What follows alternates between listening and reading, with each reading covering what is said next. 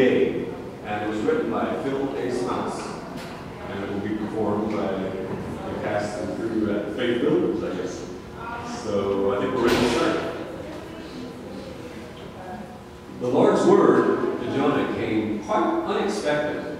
Go down to Nineveh. You've been elected. Tell all the people there without delay this thing that I tell you to tell them today.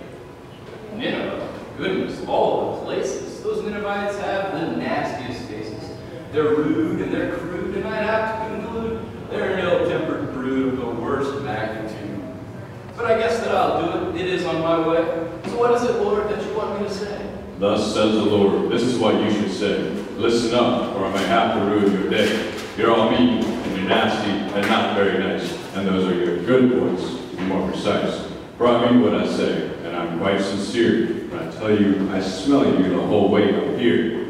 Tell that to them? You must be mistaken. You certainly can't expect me to partake in a dreadful, impossible scheme. Jonah spat. As the one you're suggesting, and that, Lord, is that. How awful, how shocking, how horribly harsh. He thought as he boarded the boat bound for Tarshish, and down at the very bottommost part, Jonah lay there alone, just himself and his heart. Jonah lay in that boat, and he thought, but he just couldn't do what he knew that he ought. Now, you can't run away from the Lord. Jonah knew it, but he was about to find out what happens when you do it. The weather started getting rough. The tiny ship was tossed. A tempest blew. The boat's crew flew. The thunder boomed.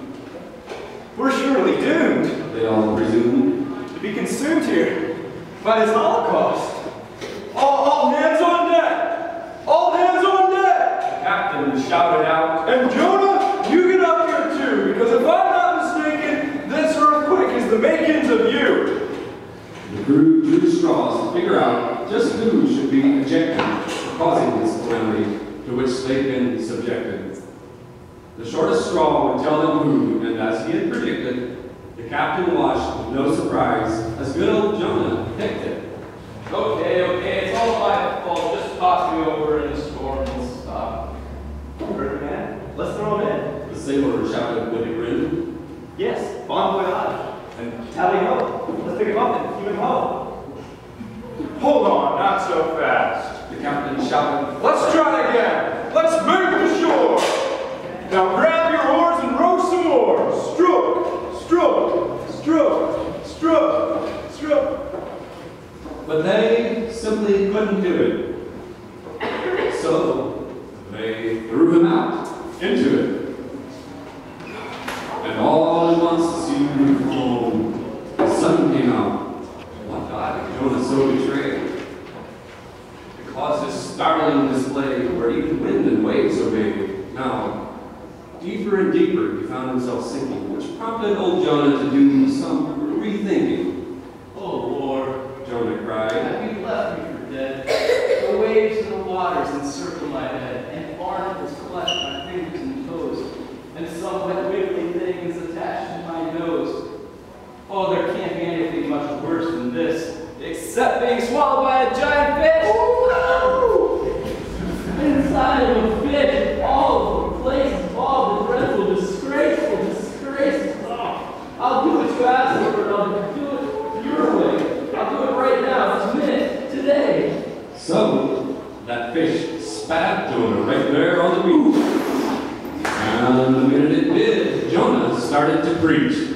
40 more days, says the Lord. It's a fact. You've got 40 short days left to clean up your act. For you're mean and you're nasty and not very nice. And those are your good points, to be more precise. I mean what I say, and I am quite sincere when I tell you I smell you the whole way up here. Is that clear? Now, everyone there, from the king straight on down, was convinced that this guy wasn't fooling around. So they cleaned up their hearts. Yes, they cleaned up their act. And they cleaned it up quick, as a matter of fact. But 40 days passed, and then 41. And the Lord didn't do what he said would be done. What's going on there, Lord? I look like a goof. You said you destroyed them. Now give me some proof. Proof, my friend Jonah. You don't understand. All of my creation is at my command. And no matter how angry, or hurtful, or mean, unfaithful, unworthy, or selfish you've been, I'll never reject you or turn you away. For I love you so deeply, I barely can say. I'm waiting, just waiting to open my hands. And that's why I gave them and you one more chance.